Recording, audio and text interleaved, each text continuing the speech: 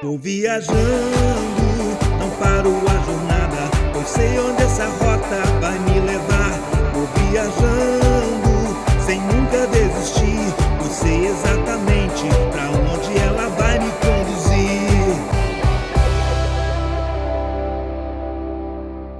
Olá, queridos viajantes da Rota 66 Espiritual. Que viagem, que coisa fantástica, quanta experiência nós já adquirimos nessa rota maravilhosa que é a nossa Bíblia Sagrada. Mas é claro, nós continuamos viajando e hoje nós vamos trabalhar com um livro preciosíssimo, um livro de muita sabedoria, de muito ensino, e eu trouxe, é claro, uma pessoa que seria capaz de traduzir, transliterar para a gente toda a riqueza desse livro.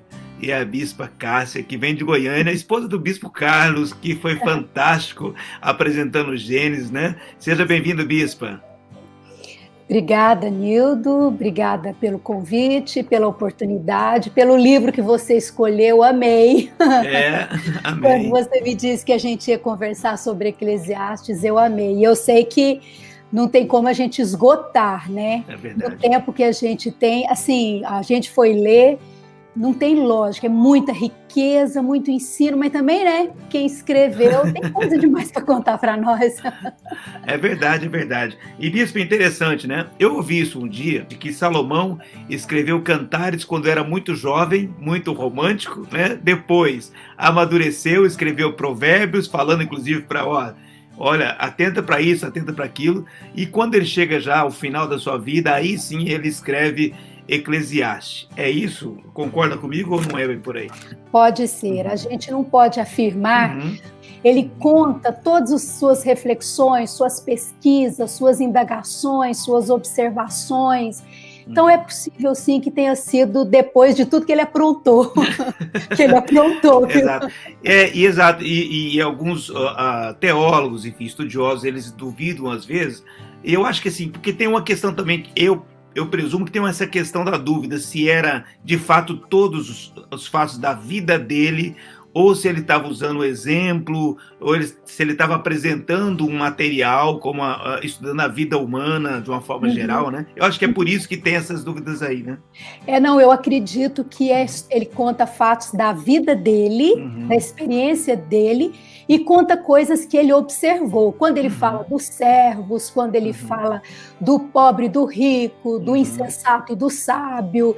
Então, quando ele faz essas observações sobre vários tipos de pessoas, realmente ele deve estar falando de outras pessoas, mas no início, os relatos dele do início do livro mostram que ele usou muito da experiência dele e colocou no livro de Eclesiastes para alegria nossa, né? Autobiografia super atualizada. Sim, foi feita por ele mesmo, eu acredito nisso. Tá certo, muito bem. Ô Bispo, e aí? E o que significa Eclesiastes?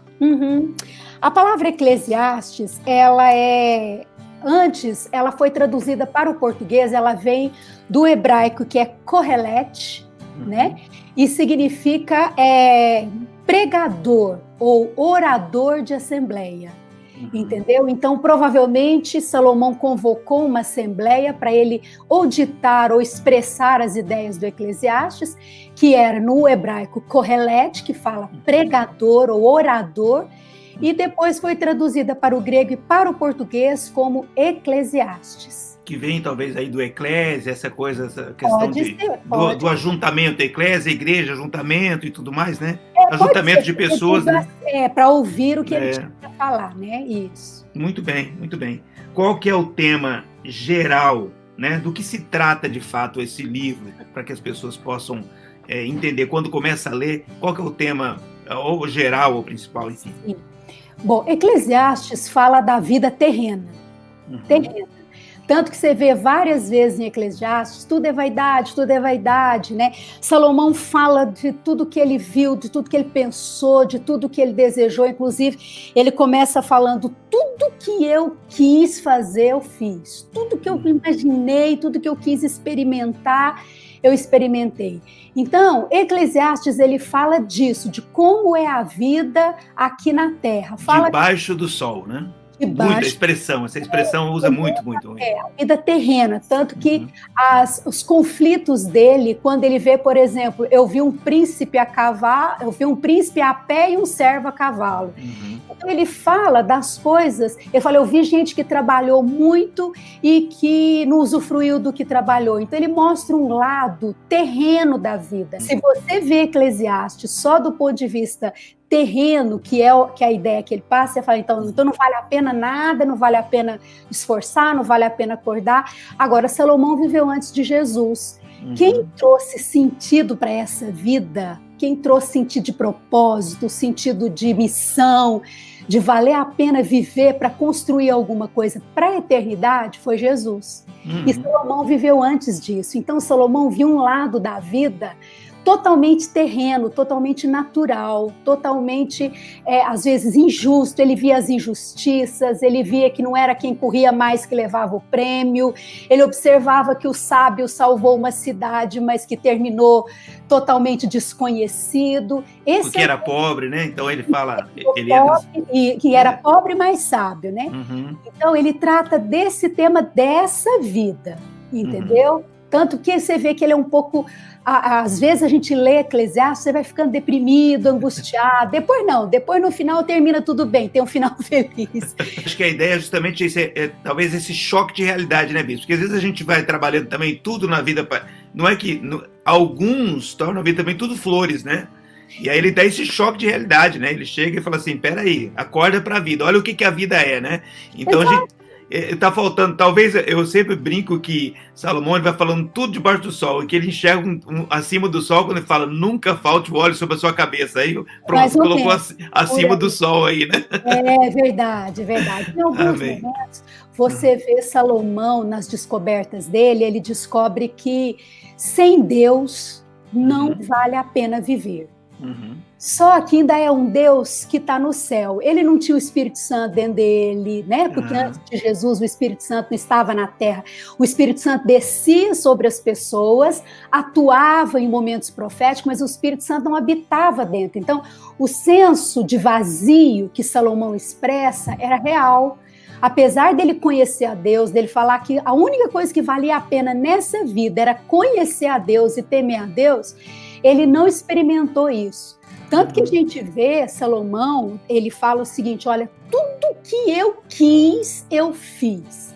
Ele tomou essa decisão, quando ele começa o livro de Eclesiastes, ele fala o seguinte, eu me permiti experimentar tudo. Eu me permiti experimentar bebida, eu me permiti experimentar músicos, eu me permiti fazer construções, construir muitos palácios, jardins, plantas. Então ele experimentou bebida, droga. Por quê? Porque esse tanto de planta que ele plantou, com certeza alguma erva devia ter. Sim. Ele fala que ele experimentou de tudo. Por fim, ele fala que experimentou a todas as mulheres, que foi a perdição dele, né? Que foi quando o que corrompeu o coração dele, quando ele tinha experimentado tudo. Bebida, música, construção, servos, riqueza, dinheiro, prazeres. Ele viveu o verdadeiro hedonismo. Salomão viveu o verdadeiro, ele se permitiu. Agora, eu costumo dizer que ele andou numa linha muito fina. Ele andou na beirinha do precipício. E realmente, como a Bíblia diz, o coração dele chegou a ser corrompido pelo número de mulheres que ele teve. A Bíblia diz que as mulheres lhe corromperam o coração. Então foi um risco que ele correu para tentar descobrir se tinha algum sentido nessa vida. Ele começa a descobrir essa ideia, de fato, assim, não, agora eu estou descobrindo essa realidade, né? Porque ele estava nessa busca, né? E aí começa a haver uma transformação, talvez, nessa ideia dele. Como é que foi isso? Fala um pouquinho pra gente. Quando ele parou essa etapa, porque isso foi uma etapa na vida dele, onde ele se permitiu experimentar tudo. Quando não tinha mais o que experimentar, tudo que ele desejou, quando não tinha mais riqueza, não tinha nenhum bem que ele não conseguiu, não tinha nenhuma árvore que ele não plantou, não tinha nenhuma discussão que ele não teve, ele fazia muita pesquisa, ele era um estudioso, um cientista, um observador. E interessante que a Bíblia fala que não houve sábio como ele antes. Então, essa sabedoria é uma coisa séria, era de verdade. Por quê? Porque era uma sabedoria dada por Deus. Pensa, gente, uma pessoa sábia que recebeu essa sabedoria, o dom da sabedoria de Deus. O cara era um espetáculo, o cara era um fenômeno, o cara era uma capacidade, uma competência. Então, quando ele fez tudo, ele fala: eu descobri que tudo é vaidade e que só vale a pena quando a gente busca a Deus. Ele chegou a essa conclusão muito cedo que eu estou falando. Antes de começar, se o livro de Eclesiastes contar a história dele de maneira cronológica, então ele experimentou tudo antes de começar a observar. Aí ele começou a chegar a essa conclusão, que ainda não é o fim do livro. Ele diz: vale a pena buscar a Deus. Não há sentido, o único sentido é Deus. No capítulo 2, no verso 24, olha o que ele fala. Impressionante. Salomão fala assim: nada há melhor para o homem do que comer, beber e fazer que a sua alma goze o bem do seu trabalho, ou seja, usufrui a vida, vive a vida, acorda, trabalha, dorme, mas ele termina o seguinte: no entanto, aqui ele já tinha experimentado tudo. Aí ele fala: no entanto, vi também que isto vem da mão de Deus. Pois separado deste, quem pode comer ou quem pode alegrar-se? Ele estava começando a entender que você pode ter tudo na vida.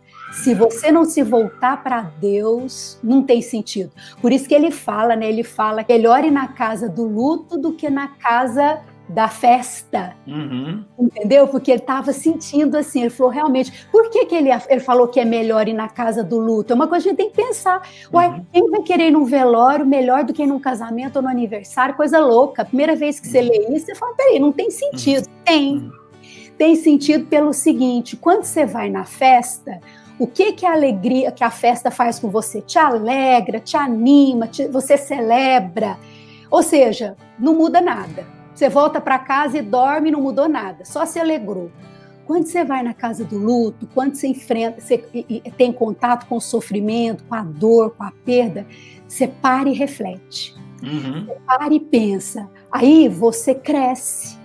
Aí você revê seus conceitos, você revê a maneira que você está vivendo. Então Salomão estava a caminho disso. Ele não tinha chegado ainda onde ele chegou, que a gente vai ver no final.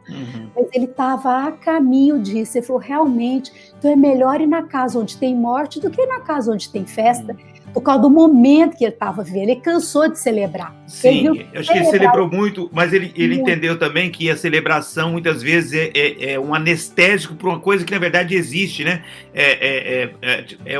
É um tipo de droga também. Quando você, às vezes, você está só celebrando, você fecha os olhos para o sentido real. E quando você vai na casa de luto ou num velório, você ali tem que parar, refletir, analisar, não somente sobre a vida com que está vivendo, mas talvez no futuro. Será que eu carimbei o passaporte para a vida futura? É verdade. Eu achei muito interessante que, se você vê Eclesiastes, ele fala de duas coisas. Ele fala o seguinte: aproveita a sua vida. Trabalha, curte, usufrui, casa, tem esposa, tem marido, tem filhos. Salomão não é contra aproveitar a vida de jeito nenhum. Ele fala para a gente usufruir da vida. Só que ele fala o seguinte: não faça disso o seu único motivo de viver, porque mais cedo ou mais tarde você vai entrar em contato com a dor.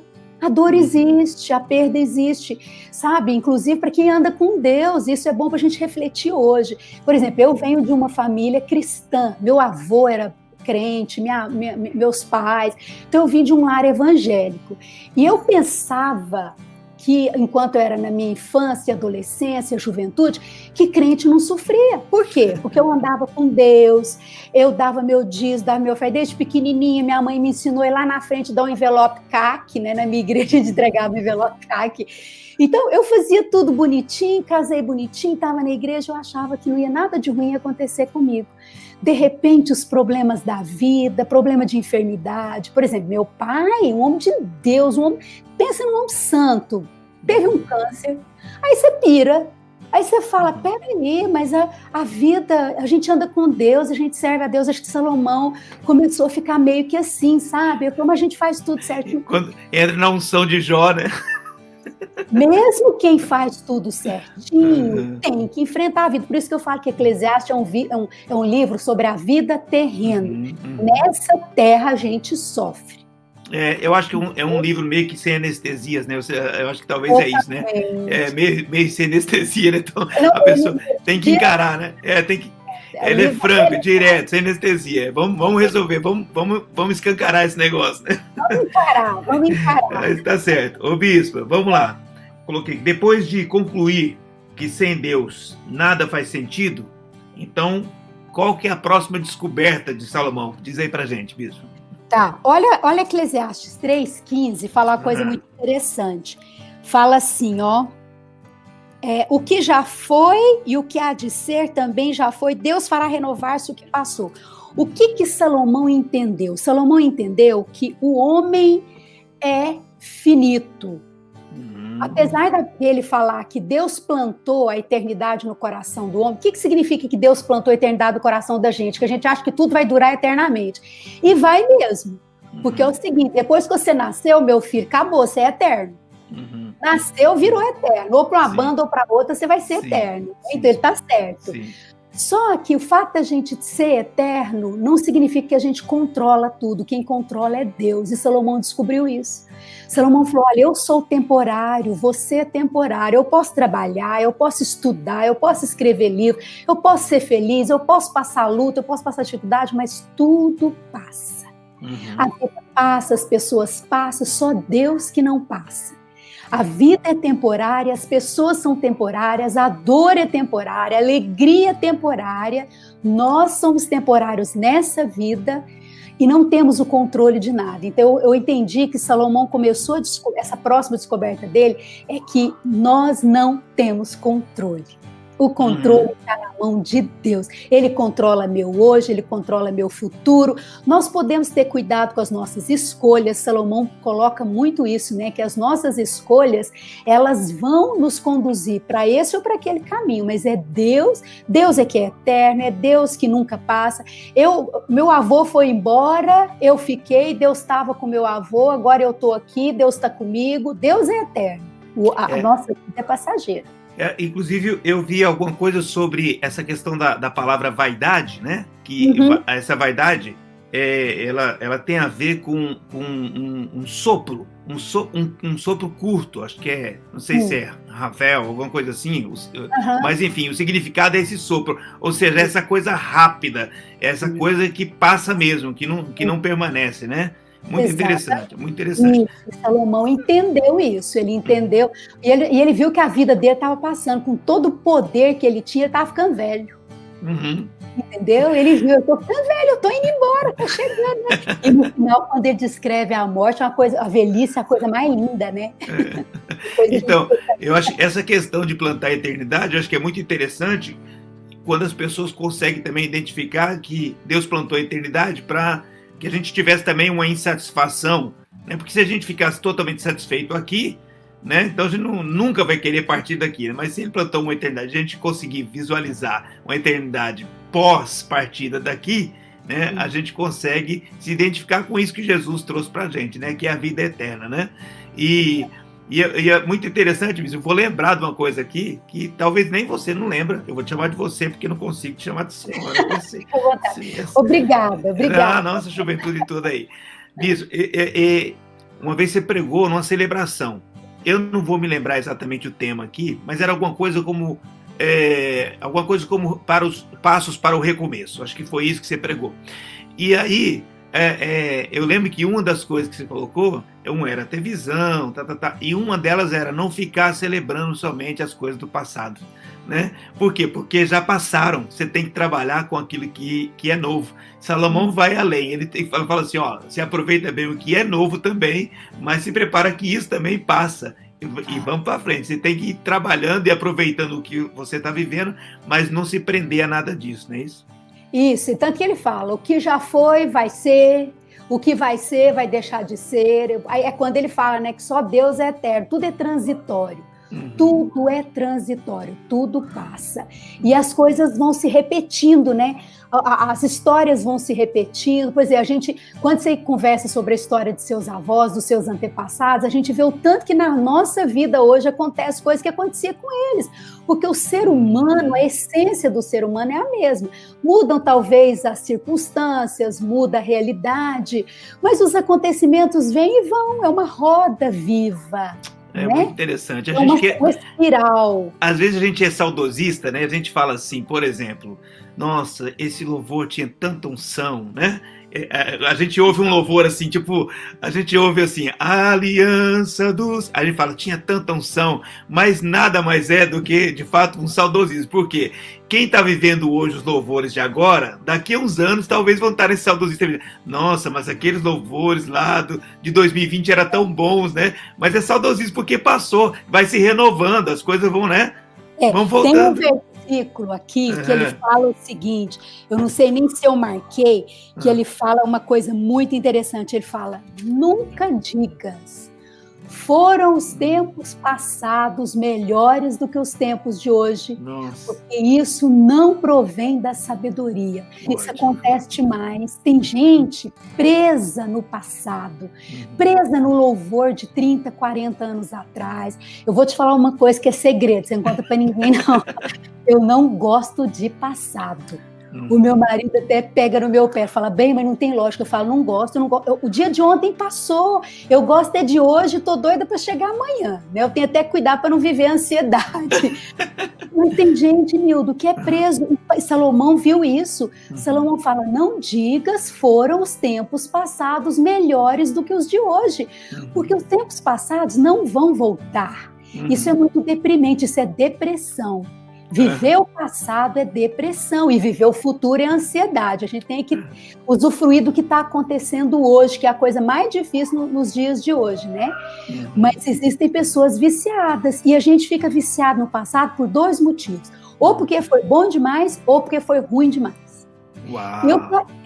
Essas duas coisas prendem as pessoas no passado.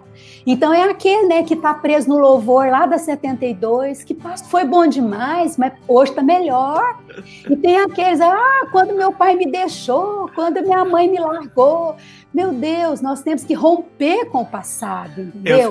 Eu falei um dia que José, muito tempo José chorou por causa daquela roupa colorida que ele tinha do pai dele, que os irmãos lhe tiraram, né? Então ele ficava chorando aquela capa colorida. Quando ele ganha a veste de autoridade, né? Que o faraó dá para ele uma veste de autoridade, ele nunca mais tem saudade daquela capa colorida. Pois é, gente, tem coisa muito boa para acontecer. Deus é bom, pelo amor de Deus. Deus é bom, Deus tem coisa boa para acontecer hoje, muito melhor do que aconteceu, entendeu? Quando você fica preso lá, você perde a oportunidade de ter expectativa do que pode acontecer. Pode ser muito melhor. Então, realmente, nós temos que falar tchau pro passado. Deixa ele lá no lugar dele. Amém. Vamos lá. Bisa, vamos para cá, porque esse papo tá tão gostoso, vai correndo solto que eu me perco aqui, mas vamos lá. Que uma pergunta que eu vou fazer aqui, vamos lá. Segundo Salomão, que escolhas podem ser feitas para se viver uma vida mais feliz e com menos sofrimento? É possível esse negócio, Bispo? Nossa, demais. Salomão fala uma coisa muito, muito, muito importante aqui em Eclesiastes. Ele fala o seguinte, que ele viu gente trabalhando de sol a sol, acumulando riqueza e ficando milionário, bilionário, acontecendo duas coisas. Primeiro, ele não tinha... Trabalhou para quem? Para deixar para quem? Não tinha ninguém, trabalhou para deixar para quem? E segundo, não usufruiu, outro usufruiu do trabalho dele. Nossa, isso é forte. Isso é terrível, isso acontece demais. Existem pessoas que estão nesse afã de buscar uma qualidade, que hoje é moda, né? Qualidade de vida.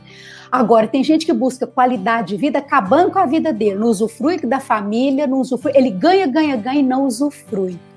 Então, por que eu estou falando isso? Porque nós temos que ter o cuidado de, quando a gente escolher o que a gente vai fazer, eu posso crescer financeiramente. A maneira que Salomão lida com o dinheiro é muito interessante, muito boa, porque ele é uma forma assim, o dinheiro, tem um versículo que fala, o dinheiro a tudo responde.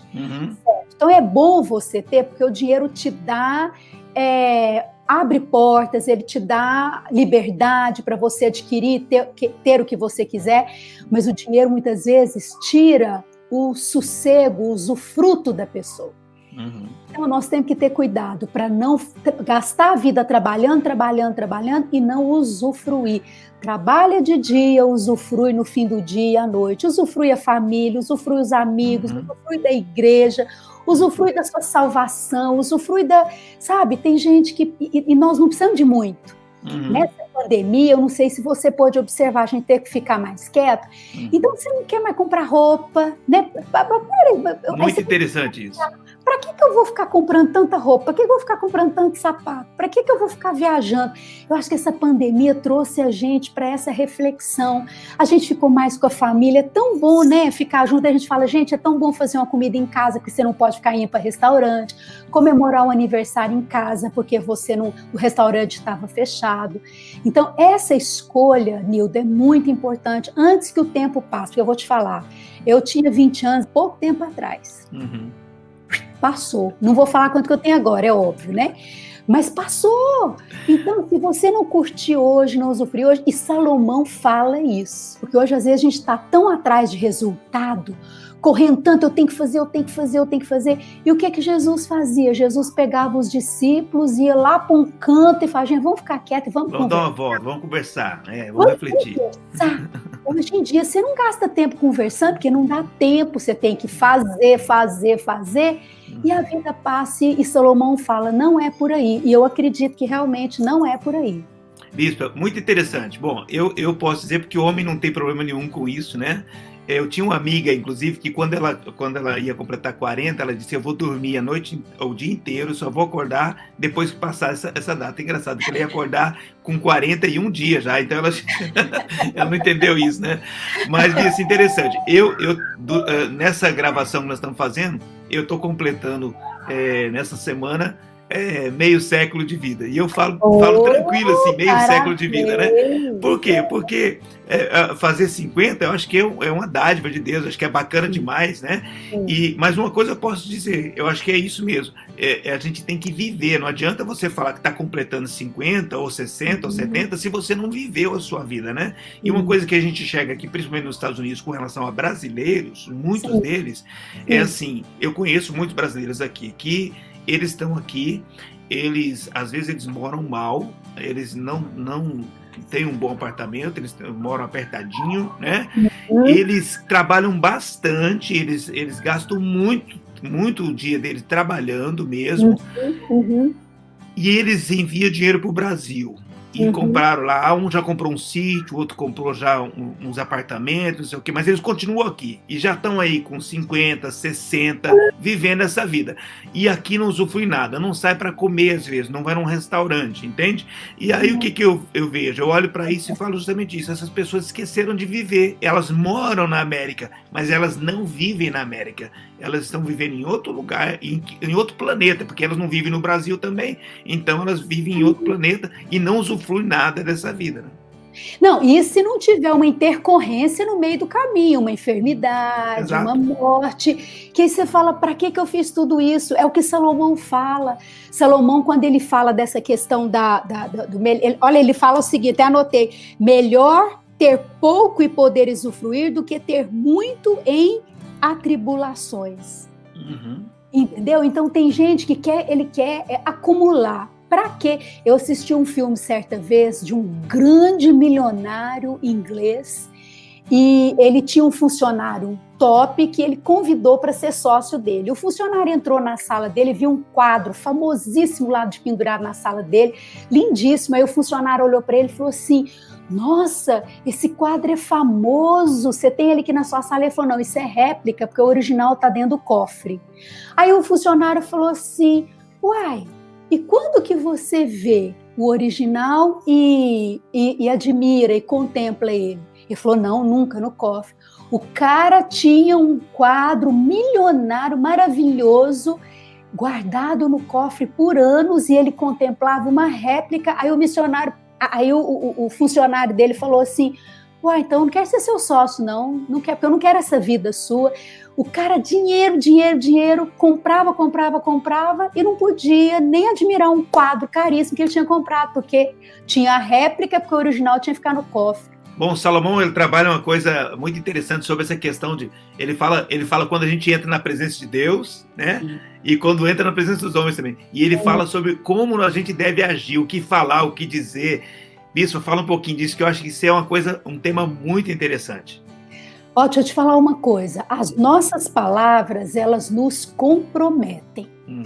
A gente acha o seguinte, quando você fala...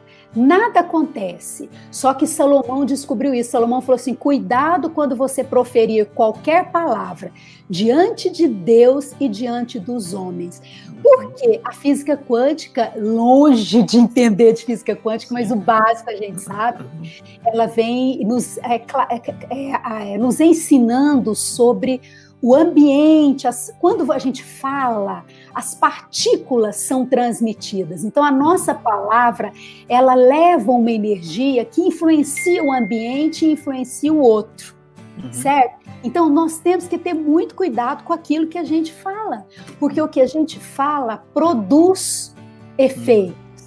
Muitas vezes, tem um exemplo que eu conheço, bem clichê, mas que eu acho que cabe aqui nesse momento, a palavra que você fala, ela é como um prego que você prega numa porta de madeira. Quando você fala uma palavra agressiva, por exemplo, você prega um prego na porta de madeira. Ah, mas eu pedi perdão. Ok, você pediu perdão, você arranca o prego, mas o buraco ficou na porta de madeira. Então, nós achamos que as nossas palavras não têm efeito. Tem. As nossas palavras, eu costumo dizer, elas influenciam os nossos pensamentos influenciam os nossos sentimentos, que são as nossas atitudes. Então, eu estava estudando um tempo atrás como que o pensamento é formado, porque hoje a gente sabe que o nosso pensamento, ele tem governo sobre o nosso cérebro biológico, isso é muito sério. E eu fui estudar, uma das coisas que promove o pensamento, você sabe o que é? Palavra. Palavra promove o pensamento, então, o que a gente diz... Associação, né? Sim, o que a gente diz, ele vai formando os nossos pensamentos. Tem um teórico brasileiro que ele fala que os nossos pensamentos são formados pelas nossas palavras. E tem um versículo na palavra de Deus que diz assim, que o nosso coração é alimentado pelas nossas palavras. Uau! Pode procurar, lá em Provérbios fala o seguinte, eu preguei sobre isso outro dia na igreja, que o nosso coração se alimenta das nossas palavras. Então, nós temos que ter muito cuidado. Primeiro que Deus está ouvindo. E o próprio Salomão ele fala, olha, cuidado se você fizer um voto, um compromisso, porque Deus está ouvindo, não te precipites em falar, vou fazer isso, né? Tem gente que fala assim, estou entregando minha vida para Deus. Tem um cântico, Nilton, que a gente canta, que é seríssimo, porque ele fala assim, Senhor, eu quero viver os teus sonhos, abro mão dos meus sonhos, eu quero viver... Será que está abrindo mesmo? As pessoas cantam, as pessoas falam coisas... Até porque, será que é isso mesmo que Deus propõe, né? Será que é isso mesmo? Você abre mão de tudo, né? Assim, uma coisa é colocar tudo debaixo da vontade de Deus, não é isso? Fala, Deus, se for da tua vontade. Deus não criou robôs. Porque... Quer dizer, então, se eu abro mão dos meus sonhos, então José não ia sonhar mais, então ninguém sonha mais, né? Porque Davi sonhou com a casa de Deus, não pôde construir, mas Deus colocou aquele sonho nele, quer dizer, então Deus não tem problema nenhum com a gente sonha, né? Não tem que abrir mão dos sonhos, tem que colocar os sonhos abaixo da vontade de Deus, né? Deus é bom, Deus que é ruim é o homem, Deus é bom, Deus é maravilhoso, Deus quer te ver livre, Deus quer te ver tendo planos, a palavra de Deus diz que o coração do homem faz planos. Só que a resposta vem do Senhor. No finalzinho, quem vai aprovar ou não é Deus. Mas entendeu? Então, voltando para as nossas palavras, tudo que a gente fala constrói ou destrói. Porque Deus criou o mundo como? Com a palavra. A Bíblia diz que Deus sustenta todas as coisas pela sua palavra. Esse negócio é sério demais. Sabe? Quando a gente fala principalmente com quem é íntimo nosso, né? Ah, você é isso, você é aquilo. Eu não queria ter casado, eu não devia ter casado. Esse filho que não me dá prazer. As palavras duras, palavras destrutivas, elas saem da nossa boca com tanta facilidade e a gente pensa que É elas Eclesiastes 10 mesmo, acho que diz, nem no seu quarto amaldiçoes o rei. Eu acho que é isso, Eclesiastes 10, né? Ele fala o seguinte, não fales mal porque as aves darão de conta, ou seja, né, vai existir sempre um condutor disso, seja demônio, seja anjo, seja a energia, o ambiente. Olha que o versículo que você citou fala assim, ó, nem no teu pensamento amaldiçoes o rei, nem tampouco no mais interior do teu quarto o rico, porque as aves do céu poderiam levar a tua voz e o que tenha asas daria notícia das tuas palavras. Então aquilo que você fala não é jogado no vento, há palavras jogadas ao vento, não tem palavra nenhuma jogada no vento, ela vai ter o efeito. O Senhor Deus fala lá em Isaías que a palavra que sai da boca dele não volta para ele vazia, ela sai, vem para a terra, cumpre o propósito dela e depois volta. Conosco é a mesma coisa, as nossas palavras cumprem propósitos. Então nós temos que ter muito cuidado com aquilo que a gente fala, que é o que Salomão diz. Vamos lá. Como que a gente pode lidar com os momentos de alegria e tristeza? Quer dizer, a gente pode tirar algum proveito desses momentos? Como é que funciona isso, segundo os olhos de Salomão nesse livro? Sim, é o que a gente falou um pouquinho no começo, né? Salomão, porque existem momentos de alegria e existem momentos de tristeza. O que a gente vai fazer? Tem um versículo aqui, 7:14, diz assim, ó, no dia da prosperidade, quer dizer, no dia da alegria, goza, usufrui, festeja, mas no dia da adversidade, considera em que Deus fez tanto este como aquele. Considera, para que o homem nada descubra do que há de vir depois dele. Ou seja, no dia da alegria, celebra. Tem gente, Nilton, que não sabe celebrar, viu? Tem gente que é tão rígido, tão tenso, não celebra aniversário. Não sei porque aqui em casa a gente celebra cada aniversário no mínimo 5 vezes. É uma coisa que nós desenvolvemos na nossa família. O meu aniversário, por exemplo, eu celebro só com o Carlos, depois a gente sai com meus filhos, com meu genro, depois celebra com os discípulos da igreja, depois com a família maior. Então, Salomão está falando, olha, no dia da prosperidade, celebra. Agora, no dia da adversidade, considera. Para pensar o que Deus está querendo ensinar. Não despreza a adversidade. Aproveita aquele momento para você trazer alguma coisa daquilo, né? Para aprender. Qual é o ganho de uma dor? Deixa eu te falar uma coisa, a pior coisa que existe é passar por uma dor e não descobrir o porquê dela, o propósito dela. É sofrer em vão. Se a dor, se a adversidade não nos leva para o altar, o mínimo que a adversidade tem que fazer com a gente é fazer a gente prostrar no altar, ué. O mínimo. Então, eu não estou entendendo nada por que isso aconteceu, né? No caso, meu pai, um homem maravilhoso, de repente recebe a notícia de um câncer, nós ficamos tudo assim, por quê? Porque eu não entendo, porque vamos pro chão. Então, no dia da adversidade, o que a gente faz? A gente prostra e considera e fala, Senhor, tem mais do que... A vida é mais do que o material. A vida é mais do que o agora. A vida é mais do que o hoje. Aí tá que nós falamos, tem uma eternidade para ser vivida. Então, considera. No dia da tristeza, Nilton, o que a gente faz? A gente considera, a gente reflete, a gente tem temor, a gente fica humilde, a gente não blasfema, a gente não briga, a gente não amargura, que tem gente que no dia da adversidade amargura. Salomão está falando, não, reflete, pensa, o que Deus quer te ensinar com isso? Porque é engraçado, eu comentei na igreja, eu preguei esses dias sobre isso, que é uma coisa, eu acho que até o Rick Warren ensinou sobre isso também, que é sobre você entender que, por exemplo, é o que a gente faz com o que nos acontece, como a gente já ouve isso desde dos filósofos antigos, né?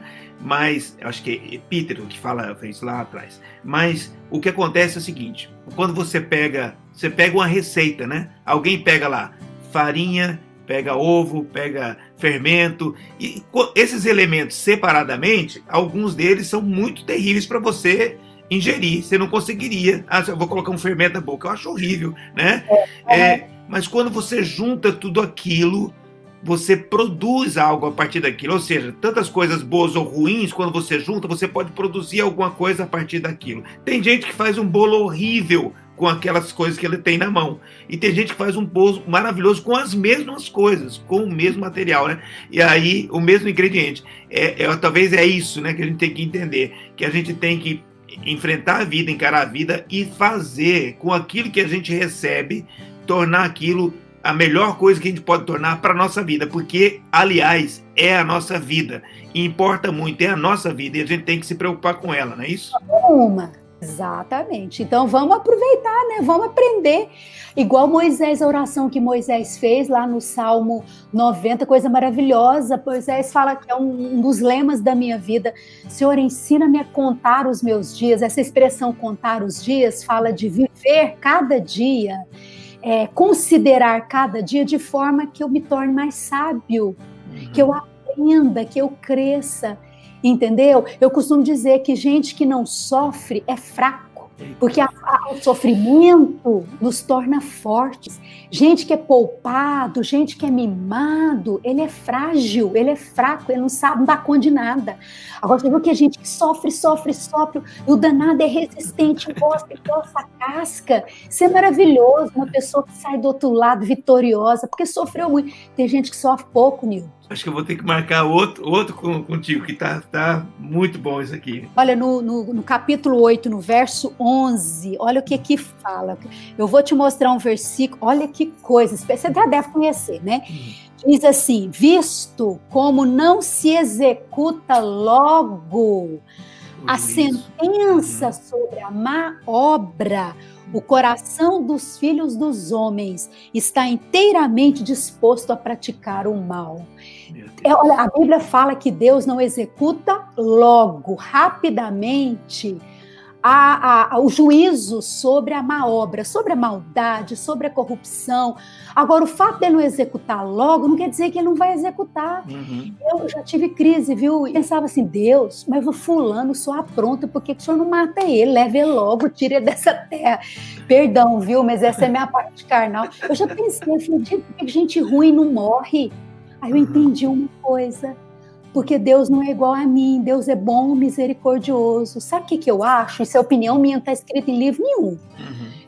Que Deus está dando tempo para o fulano arrepender. Tem gente que Deus não executa logo o juízo sobre a má obra para ver se cai a ficha, para ver se a pessoa se toca. Porque eu acho que também para que a pessoa também se torne indesculpável, né, Bispa? Eu acho que essa é a palavra. Com o próprio Israel mesmo, e com Judá, Deus deu um tempo para eles. Como eles não se convertiam, Deus teve que entregar eles para cativeiro, para trabalhar com a vida deles. Mas Deus deu um longo tempo para eles, né? Exato. Mas olha, o juízo não vem logo, mas vem. Mas vem. Entendeu? Ele pode demorar, às vezes, do nosso ponto de vista, só que ele vem. E aí a Bíblia fala que como não vem logo, aí as pessoas falam assim: fulano aprontou, roubou, até não aconteceu nada com ele. Uai, não acabou ainda? Não chegou o fim? Não chegou o dia que nós vamos estar diante do juízo? Porque Salomão fala: todos nós vamos chegar diante do juízo. Ele fala: toda obra vai ser julgada, as que estão encobertas, as que estão descobertas, todas virão a juízo. Então, o ser humano é muito sem temor. Vai fazendo, não está acontecendo nada, vai fazendo. Quer isso? Você vai esperar acontecer quando não tem mais retorno? Que isso? É falta de temor. Não vou esperar, não. Eu vou mudar logo, pedir perdão logo para Deus. E a Bíblia diz que se nós nos julgássemos, né? Está falando justamente lá na ceia sobre isso. Se nós nos julgássemos, não seríamos julgados. Mas quando nós não nos julgamos, que Deus dá um tempo, Deus espera, Deus é paciencioso, é amoroso. Mas chega o momento que Ele tem que nos julgar até para que nós não sejamos condenados com o mundo. Então Ele nos julga, trabalhando a nossa vida, para que trabalhe na nossa salvação, inclusive, né? Ele nos disciplina. Uhum. Ele nos disciplina. Obrigada, Senhor, porque o Senhor nos disciplina. Dá graças a Deus se Ele está pegando um cinto e mandando o seu bumbum. Graças a Deus. Sinal que Ele está te corrigindo para que você não se perca. Isso é maravilhoso. Exatamente. Muito bom.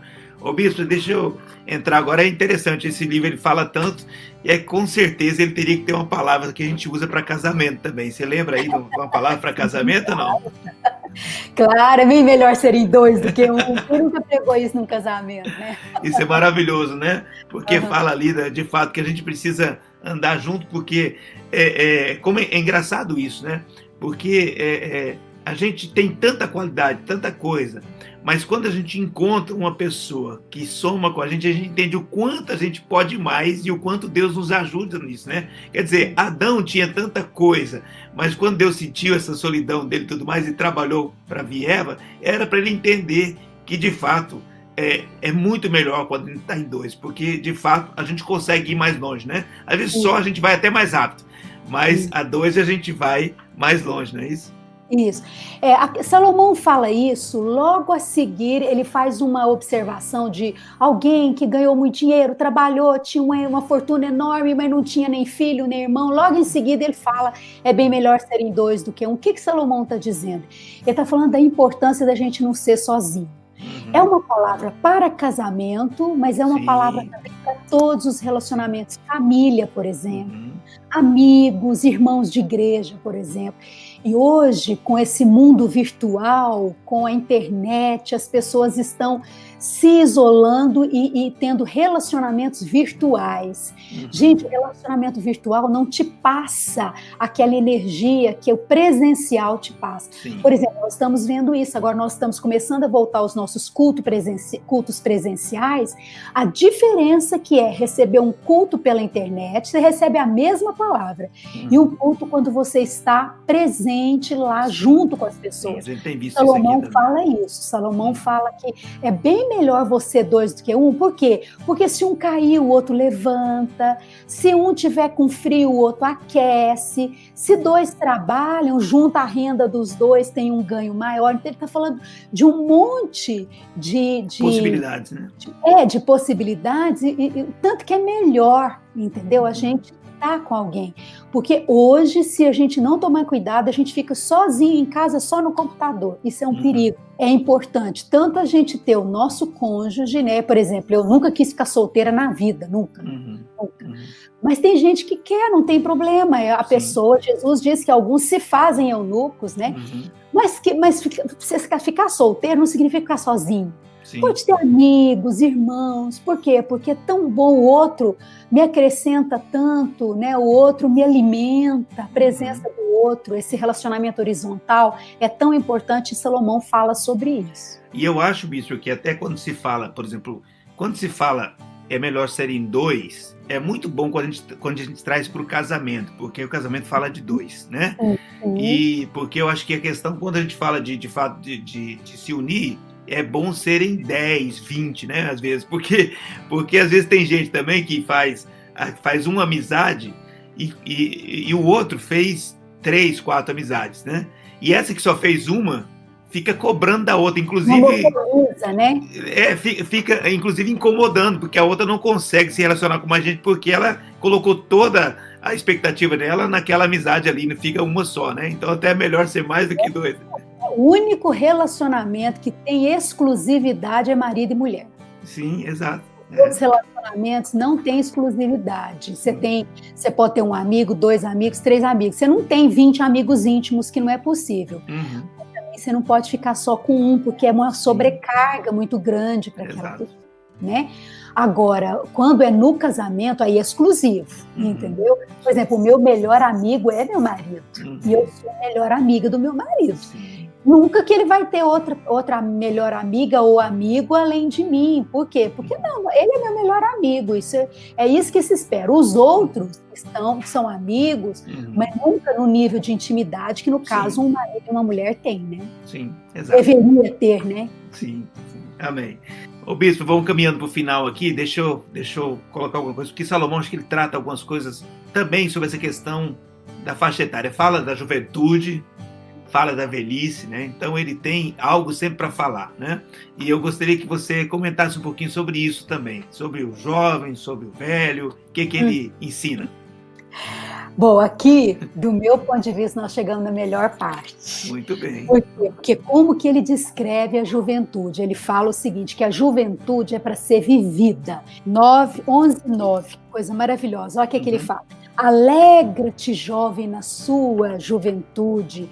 Recreie-se o seu coração nos dias da tua mocidade. Anda pelos caminhos que satisfazem o coração e agradam aos teus olhos. Então, ele incentiva os jovens. Porque quando você é jovem, você não precisa dormir, porque dormir é perda de tempo.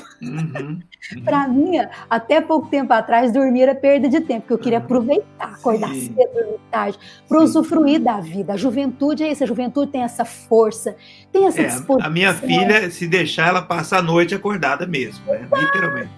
Exato, porque e Salomão fala isso, ó, jovem, aproveita, enquanto você tem energia, enquanto você não passar uma noite em claro para você. Quantas vezes, né? Eu já passei a noite viajando, cheguei em casa de madrugada, tomei meu banho e fui trabalhar, porque você tem energia. Aí Salomão fala o seguinte, só pensa numa coisa, de tudo que você fizer, Deus vai te pedir conta.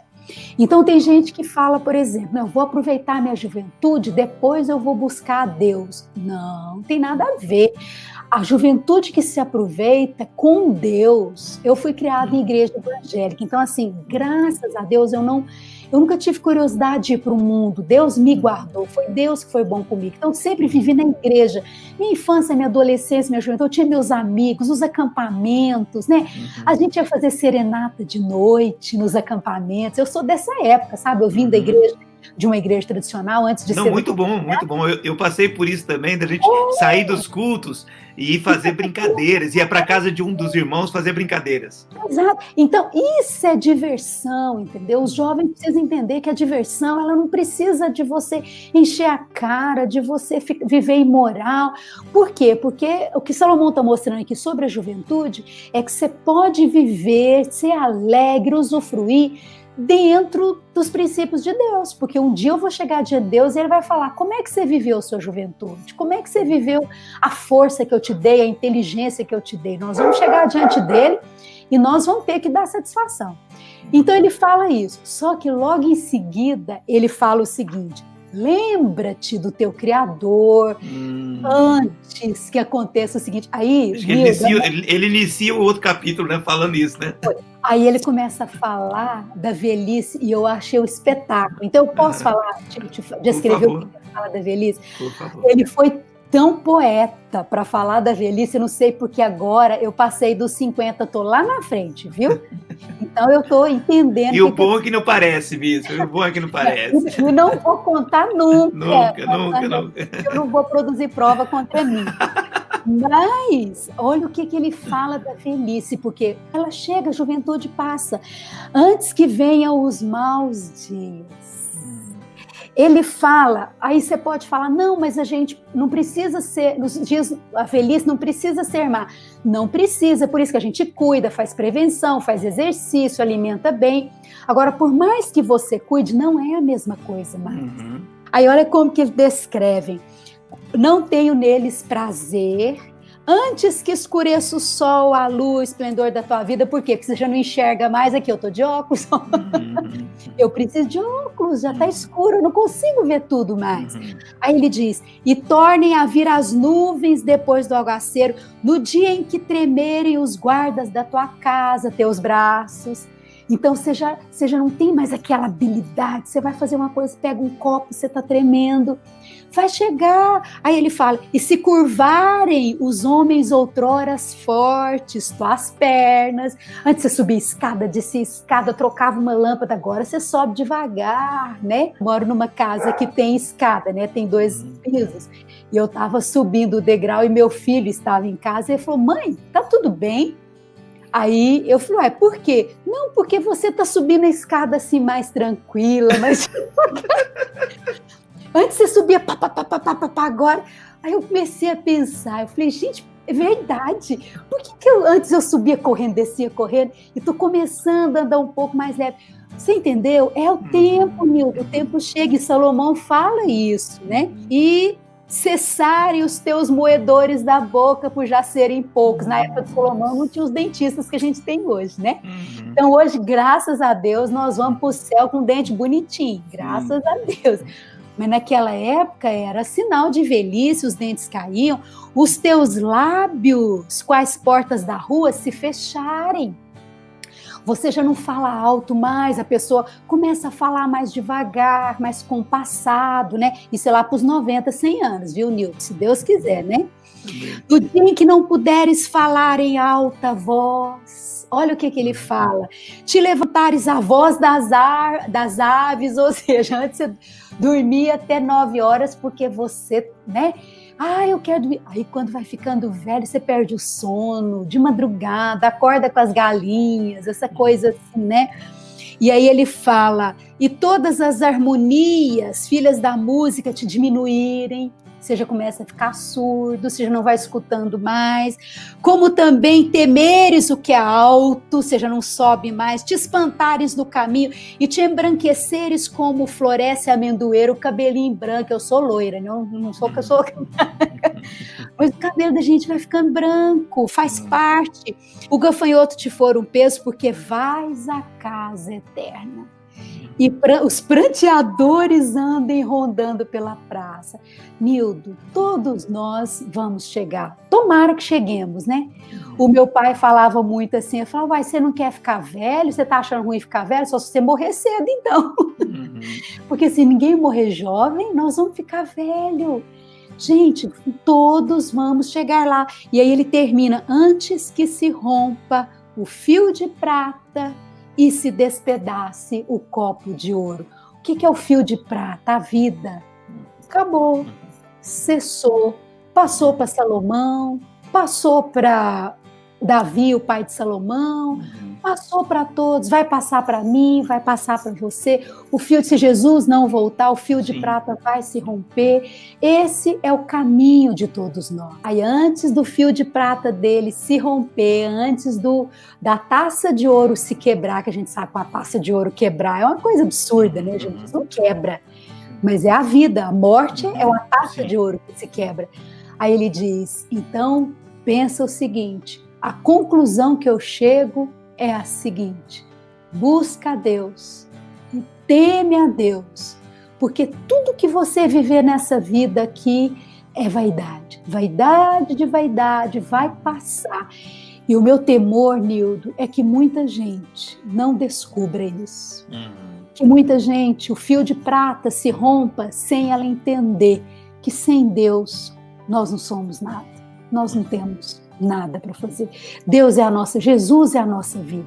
Jesus é a nossa vida, não há vida fora dele, porque essa vida aqui vai passar. Bispo, agora eu vou abrir a tela. Eu queria que você trouxesse uma palavra de oração para essas pessoas que estão nos assistindo e receberam tanta sabedoria, tanta riqueza, que agora é colocar em prática isso mesmo, viver isso, né? Porque é fantástico tudo que a gente recebeu hoje. Então eu vou abrir a tela aqui e depois no final a gente volta para dar um tchau, tá bom? Tá certo. Ok, foi muito bom dividir com vocês um pouco disso viu, gente, disso que a gente pode tirar do livro de Eclesiastes, que é um espetáculo maravilhoso, ele é um livro para ler todo dia, para estudar todo dia, mas dentro do que a gente já conversou, vamos fechar orando e pedindo a Deus que nos ajude. Hoje nós temos o Espírito Santo conosco, então o Espírito Santo, ele pode nos ajudar a entender, ele pode nos ajudar a viver tudo que a palavra de Deus nos ensina. Então vamos orar, ore comigo, por favor. Senhor, obrigada por esse privilégio de termos a Tua palavra nas nossas mãos. Senhor, e obrigada porque o Senhor promoveu, o Senhor fez com que o livro de Eclesiastes ficasse até os dias de hoje, para que a gente pudesse aprender com o que Salomão viveu. Obrigada. Senhor, nós abrimos o nosso coração para aprender, abrimos a nossa mente para entender, Senhor, e nos dispomos a obedecer Tua santa, maravilhosa, poderosa palavra, que é vida para nós, que é cura para nós, que é luz para nós. Eu oro em nome de Jesus. Amém e amém. Graças a Deus. Amém, amém. Bispa querida, uau, que privilégio. Muito obrigado por esse momento, esse tempo muito especial. Dá um abraço, Bispo Carlos. Um abraço na igreja querida. Amém? Tá bom. E que a gente possa viver, né, tudo isso que a gente recebeu. Você dirigiu muito bem a gente nesse trecho da Rota 66. Muito obrigado, viu? Obrigada pela oportunidade. Parabéns por essa iniciativa. Você está abençoando muita gente fazendo essa corrida pela palavra de Deus.